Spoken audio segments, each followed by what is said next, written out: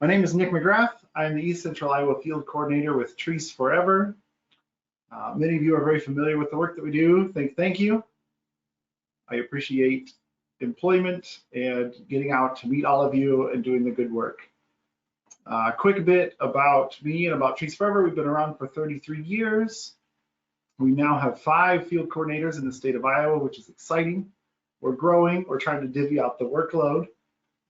I work in the yellow shaded region there from Tama and Poweshiek over to Jackson, Clinton, and Scott County.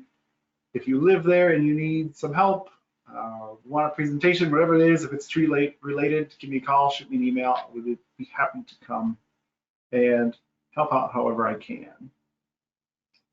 But today we're going to talk about a pretty big umbrella, planting trees for tomorrow. I want to do this in a couple of ways. I want to look at native species. How do we define that? Why it matters?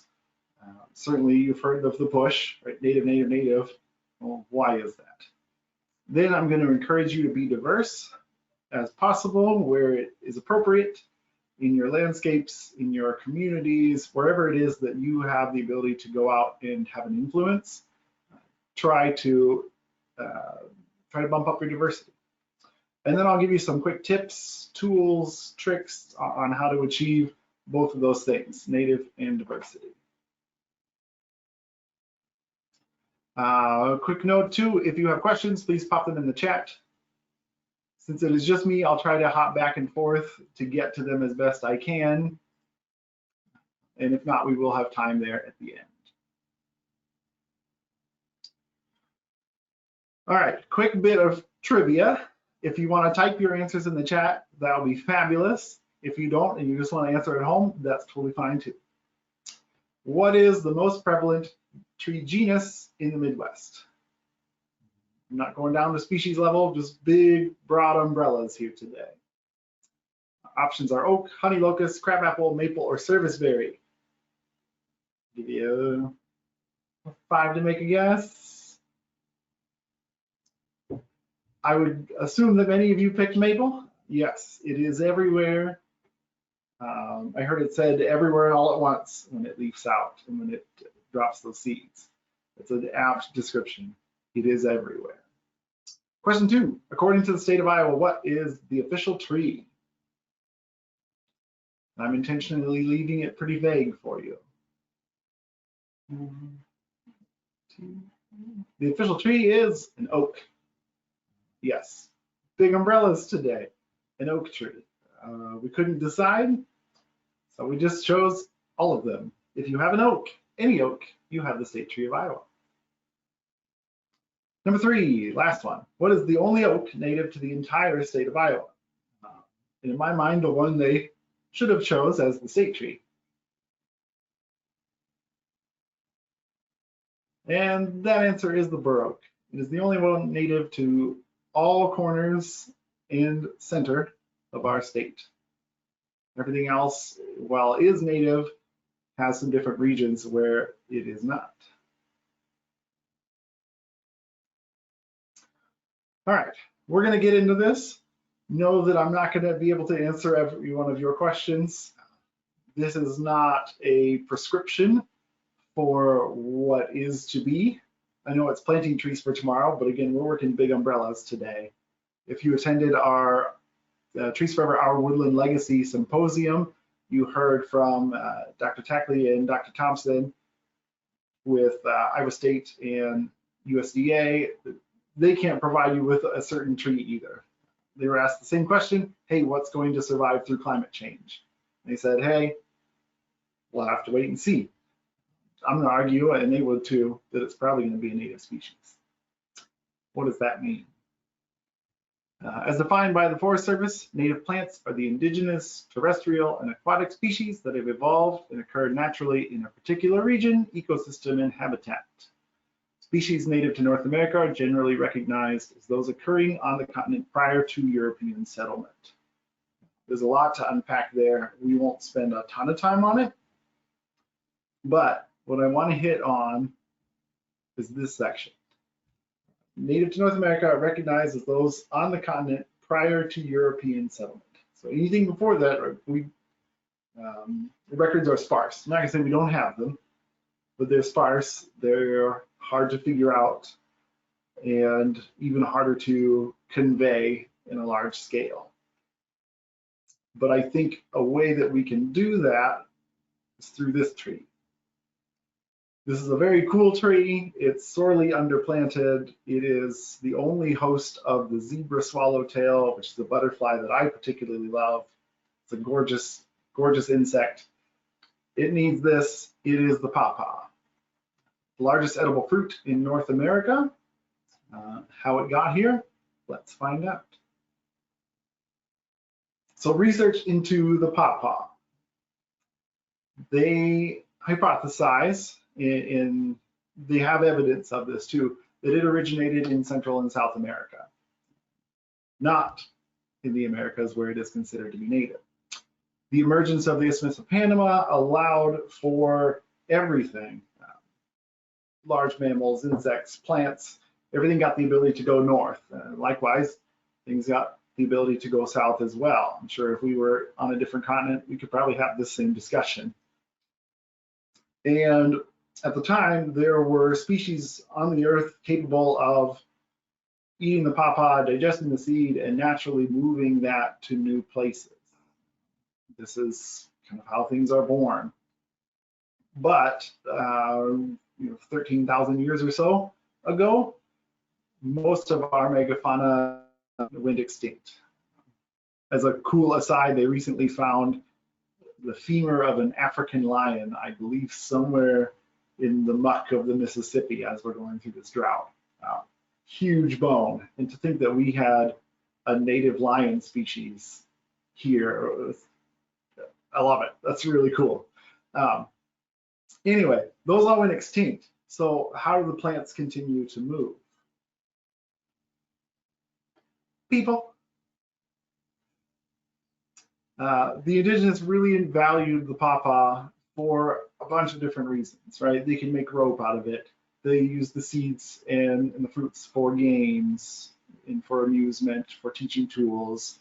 They used the food as a commodity and certainly relied on it for sustenance. But what they did is very cool. It's happening today. If you go to a tree nursery, if you go to J.F. Schmidt in Oregon, right, they have tree breeders. If you go to Bailey, they have tree breeders. Well, they did the same thing. It just took a very long time. So they took the pawpaw from Central America, they moved it north. Not everything lived because it's too cold. Some did. They took those seeds, they moved them north. And we repeated and repeated and repeated. And now all of a sudden we have this troop that should be probably in the tropics, and it's extended almost into Canada, or I think southern Canada, which is very cool. And there's evidence to back this up because out of the other 7 species that we would consider to be native, they're all in the south. Only what we would call the pawpaw, because it had that value, was able to move upwards. We humans took it and said, this is really important. Let's bring it here. Let's bring it here. Let's bring it here. This is all pre-European settlement. So when the Europeans came over, they found lots of pawpaw, especially on the East Coast. It's considered to be a native. All this is to say that I would encourage you to keep your mind open when we talk about native versus non-native versus invasive. 3 very distinct categories, but as you dig back into the history, they become just a little bit muddled. Similarly, a lot of trees have dependence on humans. This is a little bit of an aside, but something that I also find very fascinating. We'll take the Kentucky coffee tree as an example. The species produces great big seed pods with really, really tough seeds. Most people don't want them anymore, so the cultivars that you find in a nursery are going to be sterile. No seeds, no flowers, no fruits. It's meant to be a very clean tree. Well, that doesn't necessarily help the species, right? You can't reproduce if you have no reproductive parts. But the coffee tree the seed coat is so hard, you have to soak that in sulfuric acid for a substantial amount of time in order for it to germinate. And you think, wow, how on earth does this tree make it on its own? At the time, when it evolved along with the mammoth would eat the seed pod, digest the seed, and those juices in the process of digestion would cause it to germinate. It comes out in a nice pile of fertilizer, for lack of a more convenient word. And then the tree grows, right? Well, the mammoths are no longer here. The Kentucky coffee tree really needs us to go out and plant regular, messy Kentucky coffee trees. Please do. If you have a space for one, help it along. The natural dispersal agents of its seeds are no longer here. Really needs us to help out. Same goes for Osage orange. Similar line for honey locust, although not quite as extreme.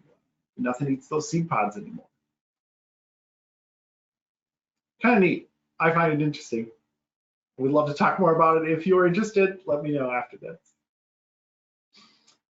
Again, the big takeaway is just to be mindful of the effects of people on native flora and fauna. You certainly hear about our effect on what they're calling the sixth mass extinction. Same thing applies to trees, right? So we can help or we can hinder. It just depends on your approach. Okay, we did this. We talked. How are things actually going? Well, I would say decent. So current inventory of 357 Iowa communities by the Iowa DNR shows a real lack of diversity. Again, maples are hyper present. They are everywhere and all at once. And the ash trees were everywhere. Now they are falling, but that's a huge hole to fill, right? We did the same thing with ash that we're doing with maple. We throw it up everywhere. Okay, it's gone. We have a huge hole. We're filling it with maple. Hopefully something doesn't come along and we have another huge hole to refill. Maybe we can do this a little more intelligently as we move forward with our tree canopy. This is something that I think is cool. A great plug for the work that's gone on with Trees Forever and our field staff and our program teams in Cedar Rapids and Des Moines. This is very real data from the last 2 years of plantings. This is only trees that we've mapped. There are some projects that we just haven't gotten around to yet for whatever reason, right? But this is a pretty good representation of the work that we're doing. One thing that you'll notice if you look around and you read these labels, one thing is absent, which is very cool, and that is the maple, right? It's down there somewhere. It got to the point where if it's less than 2%, I'm not going to throw a label on it. It's going to be a pain to look at. So I'm sure there is maple in there somewhere, but it's very low. We made a point as an organization a couple years ago to discourage the planting of maples just because they are everywhere. Sugar maple's a great tree. The red maple's a fine tree. It's kind of the Starbucks of the tree world. Everyone wants one. They're fairly generic. They're pretty. You can find them everywhere. And we wanted to discourage that. And it shows we did a good job, which is awesome. I like that everything is below 10%. That's also very cool. Just a good shout out to us. Now, if we break it down, here are the numbers, right? Okay, what does 6% mean? Here you go. This is hard and fast. I didn't edit these whatsoever. They're just pulled straight out of our mapping system. It's pretty good. I highlighted ones in yellow that I think are nice, right? Again, I think sugar maple's a nice tree. Out of the maple populations, I would argue that red maple and Norway are probably the most prevalent. I think sugar maple is okay. I really have a preference towards shingle oak and shagbark hickory. I wish we would do a little more. That's something that as field staff working with communities, we can go out and help push. But these are pretty good numbers. Now, at the bottom, this is what I want to really reinforce.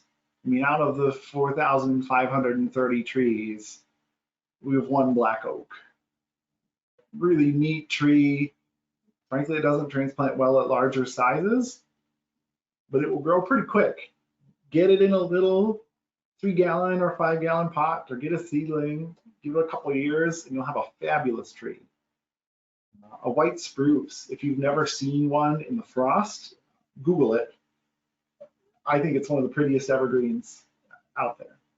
It gets hit with that a little bit, the sun glistens off it. It's a cute little tree. Pawpaw, I certainly want more of those. The pecans, persimmons. Yeah, so I really want to push this bottom end. I would love everything to be in that 5 to 6% range if we can. Probably doesn't make sense statistically, but you get the feeling that I'm going for.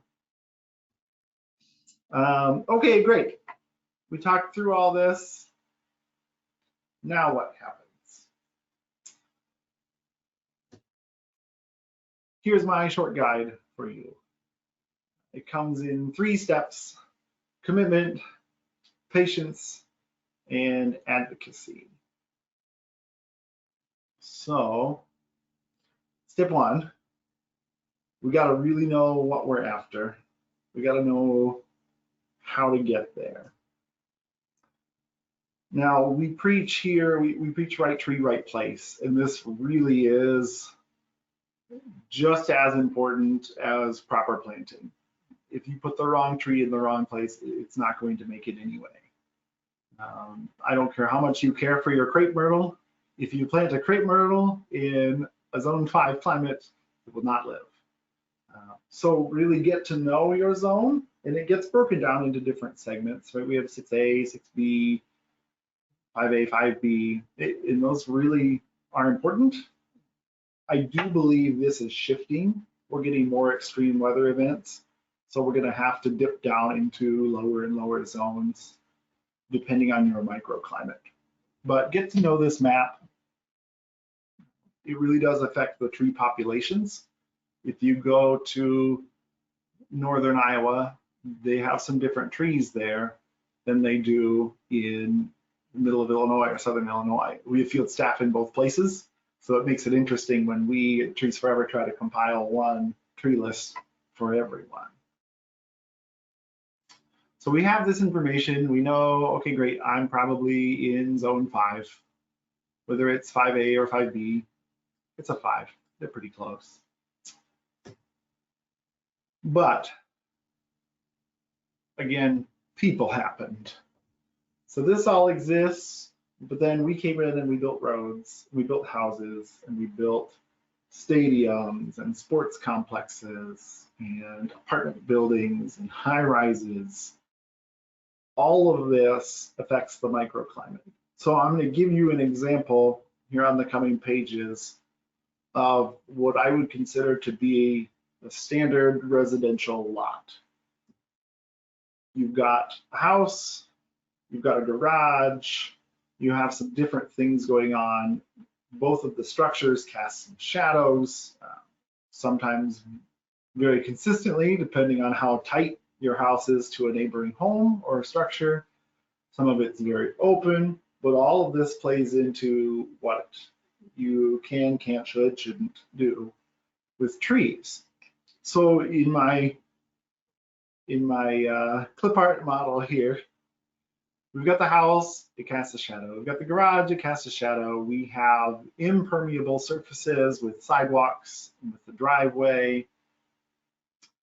We have an area in the front that has really poor drainage. You know, it rains and it's just kind of soupy for days. We have a spot in the back. Let's assume up is north, right? North, south, east, west, just as you're looking at there on the page. So we've got north, we've got a little bit of west exposure, super hot, dry, full sun. Everything's gonna cook back there. Don't put your tricolor beech. It will not make it. Neat tree, wrong place. But we can use all of this to play around with different plants. If we look at it from a zone perspective, you know, that area next to the garage got some protection from those northwest northwest brutal winter wind, right? So you can probably go 5A and it's going to be fine. In that really hot, scorching chunk of your yard that's currently all grass, and we love it if you planted a whole bunch of trees, you're going to want stuff that's pretty cold hardy, right? It's going to take everything that Mother Nature has all the time. So you're going to want something that can resist high winds, right? This is not a place for a yellow wood that's prone to ice damage. This is not a place for a tricolor beech that's going to get fried in the sun. Really look for trees that are going to match the site. You can mix and match, which makes it fun. That's why I kind of enjoy landscaping. On the front, we've got a big puddle. Right? We need something that maybe is a little more toward the southern end of our tree options. It can be a finicky tree, would be a great spot for a black gum. If they, a spot that a tree can tolerate some consistent and maybe sometimes excessive moisture. This is especially true if the house is a 2-story house, because that microclimate is going to be even warmer. Now, again, we're not thinking tropical, warmer by, a few degrees, but that's enough to keep a different species of tree alive. That would be a great place for a yellowwood. It's not going to get a lot of that wind and ice because the house is going to take that. Next to the house, you get a tree that's tolerant of some shade. It's a great place for a musclewood called a blue beech, American hornbeam, all the same tree. Would encourage you to really make sure that you're getting the tree that you think you are. But again, play around with that space. You can do some different things. You can get more color. If you want to throw shrubs in, same thing applies for shrubs. I know somebody sent me an email and asked if I was going to cover those. Again, this is very big picture umbrella, but all of this does apply to shrubs too. So when you go out and look, I want you to try 3 things. Number 1, I want you to plant native trees, shrubs, where you can. These are the best supporters of native ecosystems, pollinators, everything else that we know and love. If there is a spot where you could do a native, please do so. That being said, there are some great non-native trees that will grow just fine where a native tree would struggle. I used to work at a garden center and we said you could always identify an American linden in June because it had no leaves. The Japanese beetles come out and just skeletonize the whole thing. There, look, there's a linden, there's a linden, there's a linden, because it's the only tree without leaves. Ash trees aside, right? Dead and decaying. There's a European linden that has a lot of resistance to Japanese beetles. If you want a specimen linden in your front yard and you're concerned about Japanese beetles, plant a non-native European linden. It's not invasive. It doesn't spread, right? It's not aggressive. It's just a nice tree. You're still going to get some benefits to local pollinators and local wildlife. You're going to get all the same benefits from a cooling and shading and general climate perspective. And, if it puts a tree in your yard, I'd say go for it. I'd rather you plant a non-native than no tree at all. Most importantly here, we want to avoid planting invasives. Believe it or not, you can buy a lot of invasive species in our garden centers. Iowa, our state government, has not adopted some of the more restrictive policies that our neighboring states do. I believe Illinois right now is considering a statewide ban on calorie pear, which I think would be fabulous. That's your autumn blaze pear. Well, anything with pear in the name that doesn't produce an edible pear fruit. You can buy those in the nursery. It's huge business. Japanese barberry is very invasive. You can buy it in a nursery. Glossy buckthorn, very invasive. You can buy it in a nursery. So please avoid those if at all possible. Norway maples. If your maple has red leaves at all times during the year, I'm sad to tell you that that is an invasive Norway maple, and I would love it if it was not there anymore. this is to say, right, follow these 3 rules, please. Plant natives where you can, plant non-natives where native trees will struggle, or where you must, and avoid planting those invasive species. There are a lot of tools to help you do this. You can certainly go to books. There are gobs of books out there. Some are better than others. You just kind of have to thumb through them and see what you like and don't like. Some of them have great pictures. There are lots of published lists. Right? Trees Forever has a list. Iowa DNR. They're everywhere. The Morton Arboretum has a tool. There is one out of the University of Minnesota, University of Minnesota Extension Office. It's very cool. You do have to sign up for their email listing or register for the program, but you can go through and it will allow you to select your climate and what you want out of the tree, and it will generate a list for you of potential options in your zone. It's really cool. One that I particularly like is what's pasted here on the page. And this is just a screenshot of a tool called iTree Species. And what this does, similar to the University of Minnesota Extension, plug in your zone. You can choose from different things that you want out of your tree, and it will generate a list of absolutely everything that could live in that space. That's not to say that it's all desirable, right? You see on there, we have Norway maple, we have silver maple, probably not things that people are going to love to plant. Hedge maple. But it is nonetheless a list of everything that could possibly grow there. And the list is huge. It's a very, very large list. So it's a really good place to start if you don't quite know what you're looking for, because there are many more options than you're going to find if you just go to a nursery even. So when you go to your nursery, please ask around. You can also go to arboretums. This is a great place to see what the tree will look like when it's mature. If you don't know just how large a mature hackberry is, find an arboretum and go find a hackberry and say, hey, that's huge, I love it. Or, whoa, that's huge, no thank you, too big. Often they will have some really cool trees there too that you've not seen. I went to Morton Arboretum last year and saw for the first time a chestnut oak. That's a really gorgeous tree. I've never seen such a thing. There's also a maple leaf oak. And so all this to say, they have specific collections that can really broaden your horizons to what is possible and show you some really cool things. Finally, ask and look around. Ask people if they've seen this tree. If there's one that you're looking for and you can't find, if you have a city arborist or a city forester, maybe shoot them an email and say, hey, I'm looking for these. Are there any in town that I could go check out? I had to do that once. I was looking for Kentucky coffee tree pods, and I wanted to find that species that produces them, not the sterile cultivars. And I had to email a couple of city officials and say, hey, odds are these are in a park somewhere.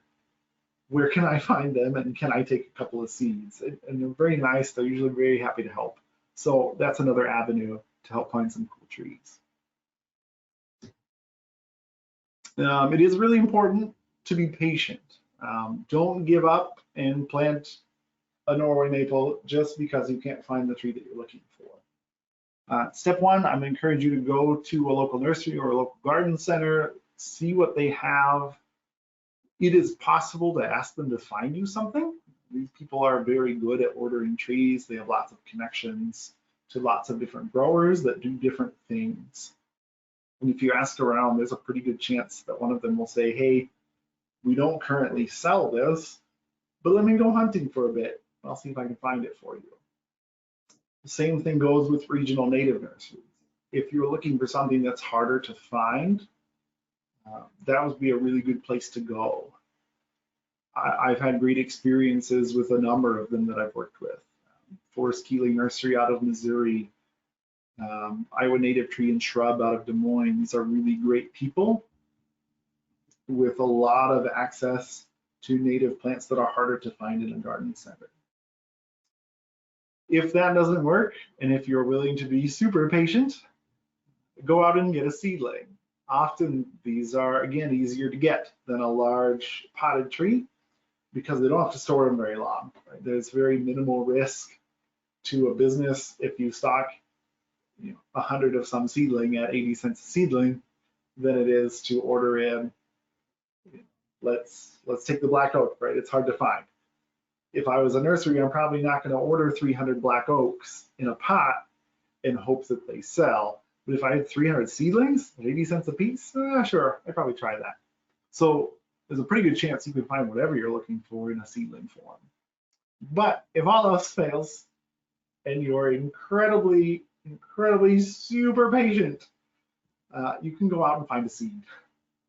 Same process applies to finding that tree. Call up somebody, find out where a tree is, go out, collect that seed, bring it home, and start it. And try your luck at growing a tree from seed. It is possible. It's a pretty cool thing when it does happen. I will be doing this. I've reached that level 4. I've exhausted 1, 2, and 3 in my hunt for a tree called a rock elm. Very cool tree, something that I would love to have. Cannot find one. People don't grow them. People don't sell them. My own networks, along with my friends at the nurseries, garden centers, native nurseries, we've contacted about 1,500 places throughout the country, and I can't find it. So I'll be heading down to Missouri to go find a stand of rock elm trees, and I'll be collecting some seed here in April, bring it back home, trying to grow them. So it is possible. You just gotta have a lot of patience, stay in the hunt, stick with it, get the tree that you want, and enjoy it. And then lastly is advocacy. Certainly, we want you to do this. Share your cool tree. There are lots of things out there. Down on the bottom, we have a prairie rose crabapple. This is our only native Iowa crabapple. Again, it's pretty tough to find. Go to Iowa Native Tree and Shrub. They do have some. In the top corner, I hope my leaf looks like this someday. I hunted down a blackjack oak and put it in my yard. I hope it grows. Cool tree, very underrepresented. In the center there, you have an American beech. Needs a lot of space. It's a huge tree. Up at the top corner is a plum cut. Interestingly enough, I believe there is one in Cedar Rapids. It's in a yard. I can't tell you where, but it does produce fruit, and it's very cool. So lots of cool trees. We want you to hunt them down. We want you to plant them, and we want you to share them. Get excited about your trees and share that excitement, because this is how we really grow our tree canopy, right?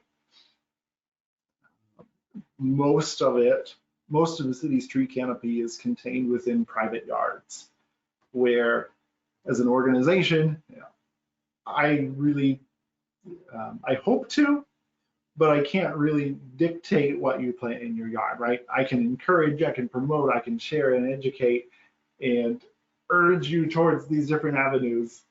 But in the end, it is your yard. It is your property and your space to do with as you see fit. But if we all get together and we share these cool trees and we say, hey, on this block, we have this cool tree and this cool tree. And down the street from me is a plum cut. That's awesome. I want something neat. Then all of a sudden we start to generate a much more diverse tree canopy because we're actively hunting for things. As a cool plug for our Relief team here in Cedar Rapids, something that they've really pushed hard, again, similar to the organization, is to not plant maples. This goes right along with advocacy and sharing neighbor to neighbor what you have. We've actually seen a decline of maple sales across garden centers and nurseries in the Cedar Rapids area because the general public isn't asking for them anymore. And I think that is amazing and fabulous, and kudos to them. They've been working really hard to get that through. And they're really pushing these things, right? There's a gal that just planted a prairie crabapple. I put in a blackjack oak, and I think there's a couple of people in my neighborhood who want the same. It's a cool tree. The leaves are huge, and they look like a T-Rex claw. Who would want that? I think that's fun. American Beach, that's a hard sell because it's huge, but if you have someone with some space, it grows pretty quick. Very cool tree, we need it. It supports a tremendous amount of pollinators. So I'm rambling, go out and share. Don't be afraid to approach others and ask, hey, what is that cool tree? And lastly, thank you. I really enjoy doing these. Please throw some questions there in the chat box. I will get to them as best that I can. We have an upcoming webinar on the Forest Reserve on February 22nd. Be sure to check that out. Keep in touch with our Trees Forever website. We have a lot of volunteer opportunities coming up through plantings and pruning sessions, different educational opportunities, invasive species workshops. We're going to be rolling all of those out this spring.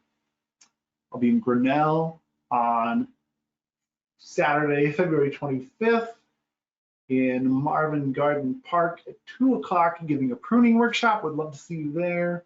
Likewise, we'll be pruning in Marion on March 4th. Again, this can all be found on the website. We'd love to see you out at some of these events. I'm trying to talk here just to give people some moments to ask questions if they would like. If you have asked a question, that means there's a problem with my chat box because I cannot see it. So if you have asked a question and have not had a response, please email me or give me a call. We'd be happy to chat. I really enjoy doing this. And if not, that's all I have for you folks. Thank you so much for tuning in. Thank you for listening to me. Hopefully I made you think a little bit. I like to throw out some of these oddball ideas. I shouldn't call them oddball. They're structured, there's evidence, but they're a little out there. And it's just to get people to think what if, why not, what happens then? Because that's how we all grow and move forward. This will be recorded again. Once it is live, you will get a link. You can come back and view that. I can send out a little email after this with some notes. I've got it here on this page if it will let me go. It's a little short, but I will send out some references and links to iTree Species, that University of Minnesota Extension site, and some of the other cool tips and tricks and tools that we looked at here. There being no questions, I'm going to go ahead and sign off. Thank you all so much. Great to talk to you. I hope someday that I get to talk with you. And we'll see you next time.